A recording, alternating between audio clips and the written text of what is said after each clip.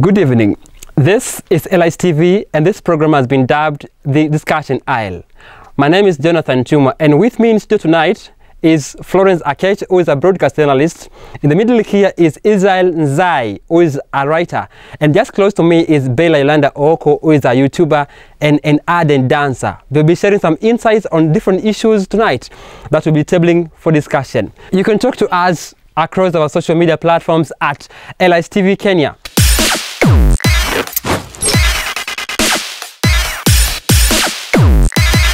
Maseno University students living in private hostels have raised concerns regarding rent payment, citing that the landlords are overcharging them even after the semester was shortened from 3 months to 2 months. Students in Maseno University are complaining of timeless to honor their rental bills as well as high charges set by landlords within the region. This semester is just about 2 months, 2.5 months, and we are still paying the same amount of rent we used to pay like for 4 months. That is like my house, I pay like 18,000. Okay, it's a bit challenging for my parent because she has to pay fees. Chenye nilikuwa tunaomba ni hiyo pesa tupewe time ya kulipa na tusiharakishwe. Chenye tuko nayo tulipe hiyo ingine tutamalizia. The CEO of the association in Maseno had this to say. Concerning the issue of high rent, you see it's all over, but here in Maseno, what we are trying to advise our students is that let them actually go to hostels which they can afford. We are working closely with the university management and other security organs so that we provide a conducive atmosphere for these new students when they come outside there. Omondi Joroge, secretary to the Landlord Association, however, connected the situation to be a fault of both landlords and their tenants. Most of the students, some students, normally live with the landlords in quite a tricky way, because you find a student tells the landlord that he doesn't have rent, and times when the landlord is not there, after some time, the student runs away. And Ruto, reporting for LIS TV. Just to get started with you, Florence, you've had issues raised by the landlords and the tenants. What's your take on the same? Well, concerning this issue, I'd like to say that I don't really see the reason as to why the students are complaining. For one, the landlords have been fair. They have been patient with the students for close to 9 months. When the schools were shut, they went home. I don't think there's a landlord somewhere who asked a student who is at home to pay for school, for house rent, while they knew we were in the middle of a pandemic. You get? We must also not forget that when the pandemic began, nobody was prepared. It is high time that we reward the patient landlords. Give them something. They also need finances. They need to take care of their families. They need to repair the houses. They need to do their duties. Well, to add on to what she has said, we all witnessed the hard times during the emergence of the pandemic, and we also the economy go down. So the times have become hard for both the tenants and the landlords. So with me, what I would advise the students, just let them choose the hostels that they can afford. Let everyone afford, go for a hostel that he or she can afford. Yeah. If you can't afford it, you don't need it. So that's the simple thing. Because the landlords also, they need to take care of their families and they depend on the rent that the students will pay. So for them, let them go for the hostels that they can afford. And to you, Bella, what do you think is the win-win solution to this kind of puzzle? Now, thank you, Jonathan. I think a win-win solution would be to come to most probably agreeable amount between the tenant and the landlord, so that there's harmony between the two, because at the end of the day, as much as the landlords need us, we also need them. So we cannot only say that we cannot only consider the landlord side and forget about the student. You know, education is expensive. All right, thank you for that kind of takes. The hair shaving industry has made great milestones thanks to the advancement in technology. Now, in Kisumu City, Raphael Muyale has been for the past 35 years using the razor blade to shave his clients. Take a look at this.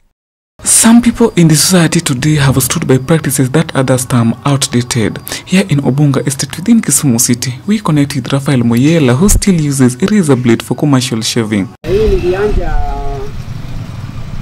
Nilianja mwaka wa 85. 85 ndio nilianza biashara yangu hii hapa Kisumu. Lakini mbeleni nilikuwa ninafanyia mahali fulani huko Uganda huko. Mtu anaweza kuwa na wembe yake au mimi na mwanga yangu yana mwenyewe anafungua. Anaona iko sawa ni mpya. Naanza na sabuni ambayo iko na mafuta yake. Alafu iko maji. Sababu ukiweka sabuni na maji inafanya inakuwa soft. Yani inakuwa nyepesi kunyoa. Wakati nimemaliza natumia spirit. Robert Wafula, one of the esteemed customers here, has been regular for 6 years now and still prefers shaving using a razor to the electronic shaving machine. Nimenyoa hapa kwa muda karibu miaka 6 sasa. Mimi napenda hii ya wembe kwa maana sasa kulingana na umri wangu. Hiyo kinyoa na hii ya wembe inatoa nywele yote kabisa. The job has supported him financially, complemented by an alternative income stream of being a local landlord. Sasa kama ya wembe ni manyo nachukua 50. Wakiletea mimi naongeza na hii, naona kama Mungu ni mzuri au kazi yangu ni mzuri. Jacob Olwach, Elite TV, Kisumu City.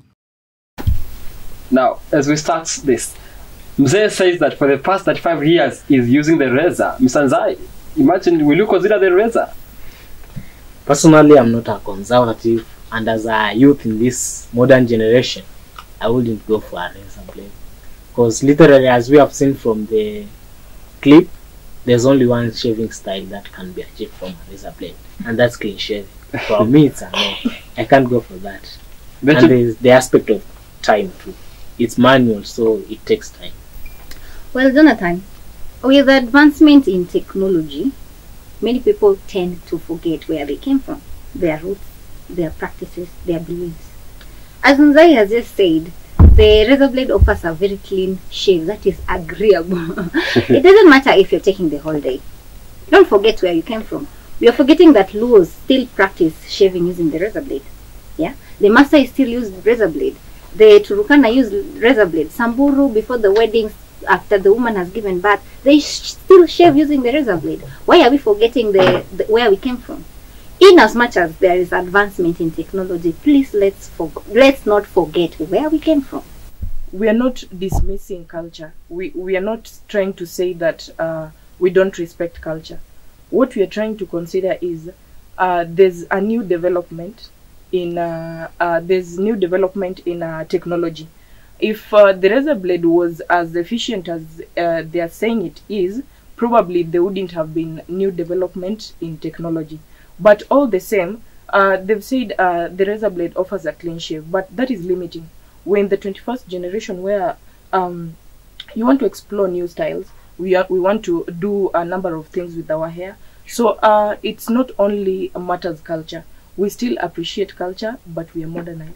Thank you. Father of 5 in Muguli village in the slopes of Lela Mountains has endured critics from family members and friends because of her 5-year-old son who has been battling with a mental disease. She explains that she has been accused of carrying cases from a maternal home to her matrimonial home. Here is the full story. Cristiano Ogucha, the third born in a family of 4, was born fit but developed challenges at the 8 months after birth. His mother, Sophia Atemo, explains of how difficult Cristiano has responded to the stages of growth till today. Nilimzaa akiwa na afya nzuri. Nilifika miezi 8 nikaanza kuona dalili yake sio mzuri. Alifika 6 months akai, 7 months ikapita akai, 8 months ndio akaanza kujifunza kukaa na hiyo 8 months. Ndio akakaa chini hadi 3 years and a half akatembea. Hiyo stage ya kuongea ndio shida. Anatamka tu mama peke yake. Mama peke yake. Na mpe. Hiyo tu. Ana signs. Kuelewa na wakusikia nasikia, sasa kuelewa ndio shida. Sophia has attempted to seek medical attention for her son to no avail, but she promises of her determination despite the hurt and she's facing. She wandered from hospitals to traditional medicine men and finally settled over an accusation that the challenge would have appeared over cases from her native land. Hospitali hapo Chulaimbo. Wakampima wakasema kuna shida ya kiuno. Miguu zilikuwa na nguvu lakini kiuno ndio ilikuwa na nguvu. Nilikuwa na nguvu. Kuna mwingine aliniambia nikajaribu hii kienyeji. Nilijaribu hizi madawa za kienyeji, niliona tu zimepita. Walikuwa wananiambia mara ni laana ya boma. Kajaribu zote, sioni tofauti. Sasa nimefika mahali hata ni Mungu tu nimeachia, mtoto wangu nimemwachia Mungu mwenyewe tena. However, Elias, a medical officer practitioner, has seen that accused the illness to cause is a form of misdiagnosis. So disorders that could lead to impairment in those areas, such as accidents, trauma. He advises that the best way, once this challenge occurs, is to visit a approved health facility. Yeah, my take on this is you can't compare the advancement in health centers with medicine. The health center is more advanced and provides a holistic approach in the care of the patient. In a health center, there are several stakeholders. We have nurses, we have clinical officers, we have lab technologists. The lab technologists they will do that. They will provide the holistic approach. They will get the diagnosis, they'll get the treatment, and then they'll get the rehabilitation, because some of them after treatment will need things like exercise. So physiotherapists will be there to ensure to take them through the process. The nutritionists are there to ensure that at least they follow the proper nutritional care.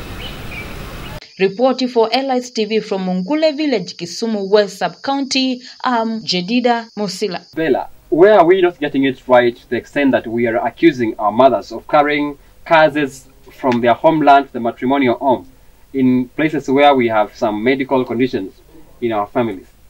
Now, on the issue of that young boy, I don't know why matters of the health, especially when it comes to the brain, is associated with witchcraft or curses. There's also this disease called epilepsy. I was just reviewing some notes here. It is a disorder in which the nerve cell activity in the brain is disturbed, causing seizures. Kwa Kiswahili wanaita kile? Kifafa. Yes, exactly. Now also this epilepsy is also mostly associated, in fact 90% out of 100, it's associated with witchcraft or curses, which is not the case.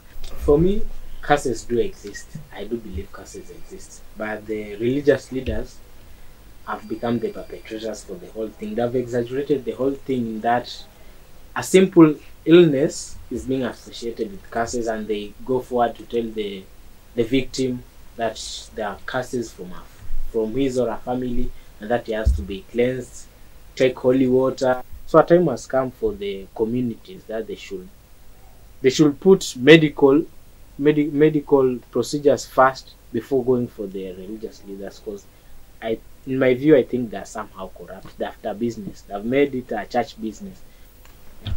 Right. To you, Florence, what's your take on the thing? Well, my colleagues have summarized everything. I'll just say that for the longest time, many people have been associating these illnesses with issues concerning witchcraft and curses. But you know, with advanced technology, and I believe mental awareness has been created all over, it is high time we fight that perception that because my child is sick, before going to seek medical attention, you're quickly going for things like, you came with these conditions, your community is cursed. Why can't we just focus on the modern medicine first? Thank you very much, folks, for sharing your wisdom in this show. We're taking this short break. When we come back, we'll be having our weekly trends.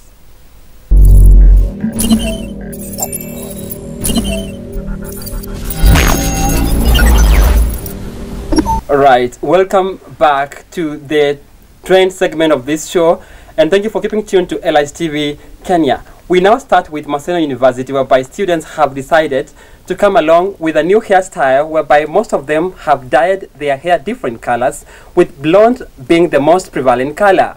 Now, the students are dyeing their hair because they just want to look fashion-wise apt or updated.